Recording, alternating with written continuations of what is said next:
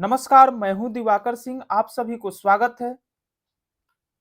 Sheldon के व्यक्तित्व का लंबाकार प्रकार क्रेसमर के किस व्यक्तित्व प्रकार से मिलता जुलता है?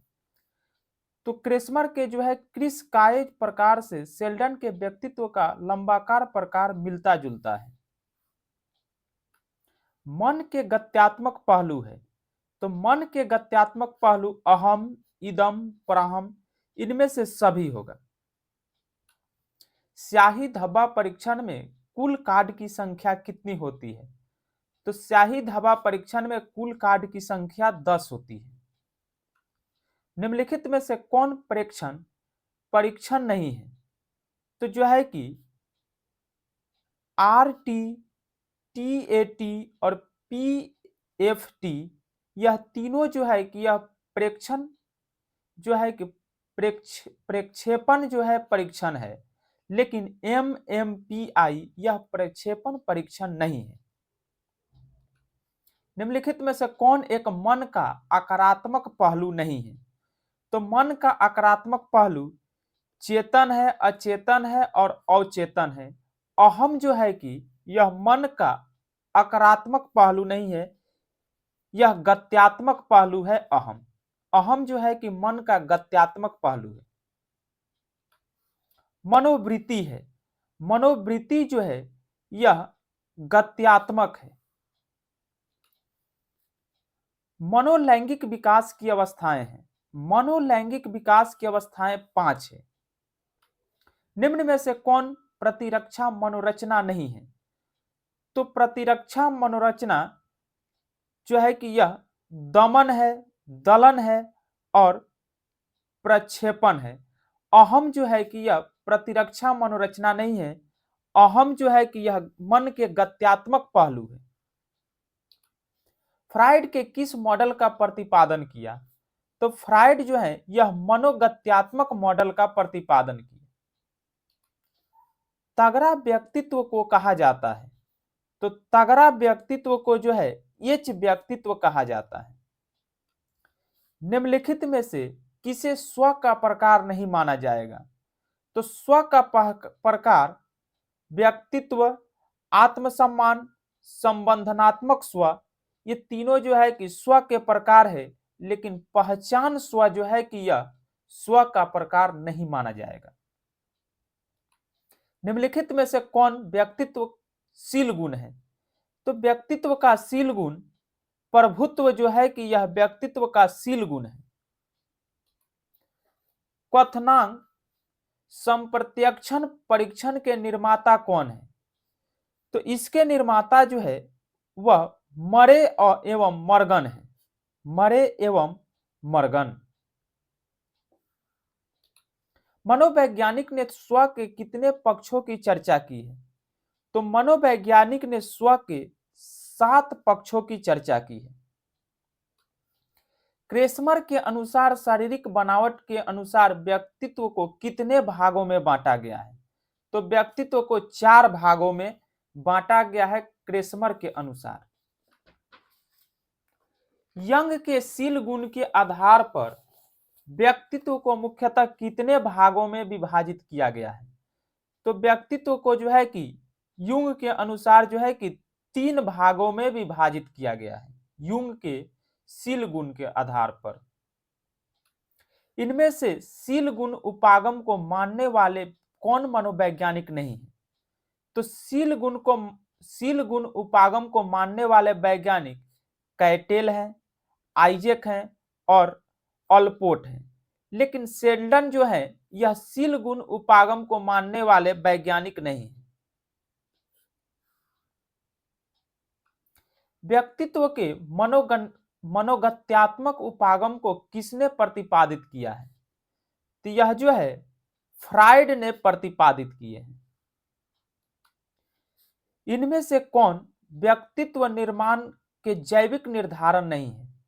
तो व्यक्तित्व निर्धारण के जैविक निर्धारण कि शारीरिक संरचना ये भी है, अंतःस्रावी ग्रंथि यह भी है, बुद्धि है, लेकिन परिवार यह व्यक्तित्व निर्माण के जैविक निर्धारक नहीं है। व्यक्तित्व की नैतिक शाखा किसे मानी गई है? तो व्यक्तित्व की नैतिक शाखा यह पराहम को मानी गई है। किसने एक व्यक्तित्व का प्ररूप विज्ञान प्रस्तावित किया जो फ्लूइड अथवा ह्यूमर पर आधारित है? तो यह जो है टिपोक्रेटस के द्वारा जो है कि व्यक्तित्व का प्ररूप विज्ञान प्रस्तावित किया जो फ्लूइड अथवा ह्यूमर पर आधारित है।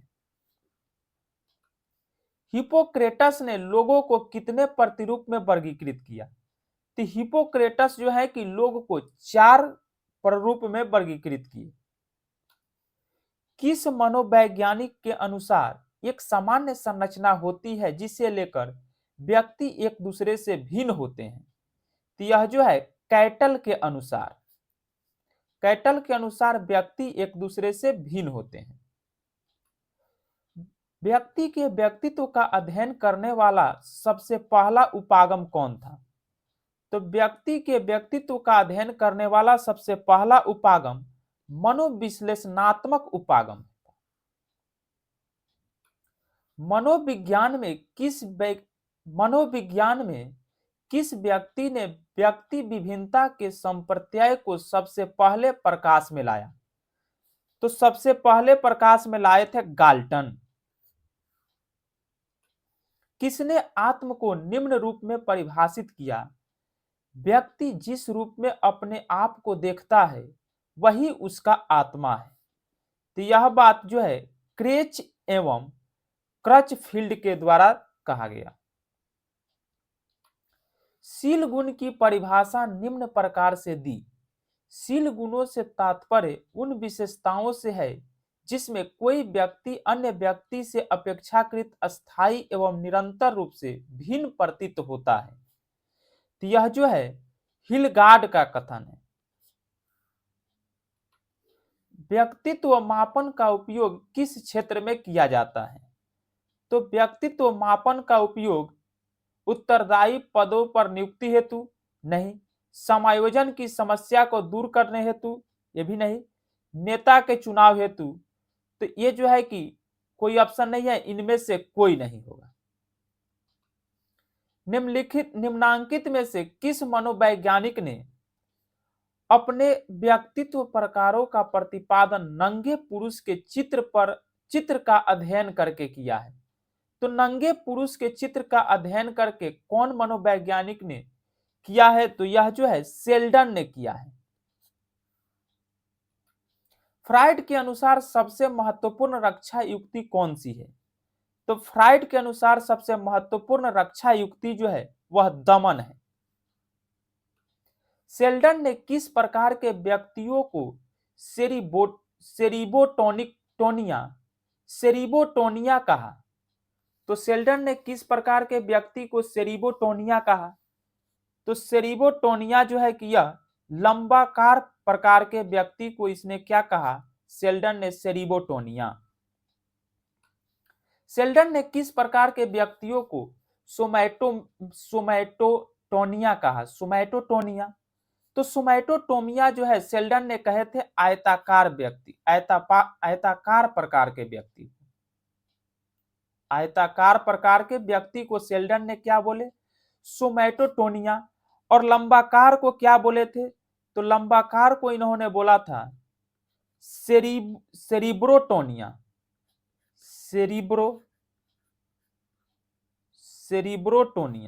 सेरिब्रोटोनिया का मतलब लंबाकार और सोमैटोटोनिया का मतलब आयताकार। ऐसे व्यक्ति जो दुबले पतले लंबे तथा कोमल होते हैं उन्हें रखा जाता है। तो उन्हें जो है कि लंबाकार प्रकार में रखा जाता है। सेल्डन के आयताकार प्रकार क्रेसमर के किस व्यक्तित्व प्रकार से मिलता जुलता है? तो क्रेसमर के जो है कि पुष्टकाय प्रकार से मिलता जुलता है सेल्डन के आयताकार प्रकार। सेल्डन के आयताकार प्रकार को बोला जाता है सोमैटोटोनिया। इरोसा तथा थैनाटोस का तात्पर्य किससे है? इरोसा तथा थैनाटोस का तात्पर्य जीवन एवं मृत्यु के मूल प्रवृत्ति से है। निम्नलिखित में से किस जनजाति के पुरुष में स्त्रीत्वशील गुणों की प्रधानता होती है? तो स्त्रीत्वशील गुण की प्रधानता जो है कि यह सांबुली जो है कि जनजाति में देखने को मिलती है। मुंडू गुमर जनजाति के पुरुष तथा महिलाओं की शील गुण होता है। तो मुंडू गुमुर जनजाति के पुरुष और महिलाओं के शील गुण झगड़ालू, कठोर और हिंसक होता है। व्यक्तित्व का विश्लेषणात्मक सिद्धांत किसने प्रतिपादित किया? तो व्यक्तित्व के विश्लेषणात्मक सिद्धांत जो है यह कार्ल युंग के द्वारा प्रतिपादित किया। निम्नलिखित में से किसे व्यक्तित्व का नैतिक कमांडर कहा जाता है? तो व्यक्तित्व के नैतिक कमांडर जो है उपाहम को कहा जाता है। निम्न में से कौन प्रतिबल का स्रोत नहीं है? तो प्रतिबल का स्रोत जो है कि सामाजिक संघर्ष, चिंता और कुंठा, यह जो है प्रतिबल का स्रोत है, लेकिन सामाजिक प्रतिबल जो है कि यह प्रतिबल का स्रोत नहीं है। बच्चे में स्व का विकास किस आयु में होने लगता है? तो बच्चे में स्व का विकास 2 वर्ष की आयु में होने लगता है। व्यक्तित्व के शील गुण उपागम के अग्रणी मनोवैज्ञानिक किसे कहा गया? तो अग्रणी मनोवैज्ञानिक अल्पोर्ट को कहा गया। अल्पोर्ट। किसने कहा जन्म क्रम व्यक्ति का निर्धारण है? तो जन्म क्रम व्यक्ति का निर्धारण यह एल्डर के द्वारा कहा गया।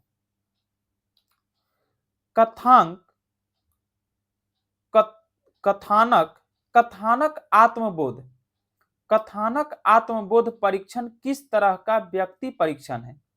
तो कथानक आत्मबोध परीक्षण जो है यह प्रक्षेपी परीक्षण है। प्रक्षेपी परीक्षण को कथानक आत्मबोध परीक्षण कहा जाता है। टीएटी व्यक्तित्व मापन किस प्रकार का परीक्षण है? तो टीएटी व्यक्तित्व मापन यह आत्म विवरण आविष्कारिका है। रोजर्स ने अपने व्यक्तित्व सिद्धांत में केंद्रीय स्थान दिया है। तो रोजर्स जो है कि आत्मा को अपने व्यक्तित्व सिद्धांत में केंद्रीय स्थान दिया है।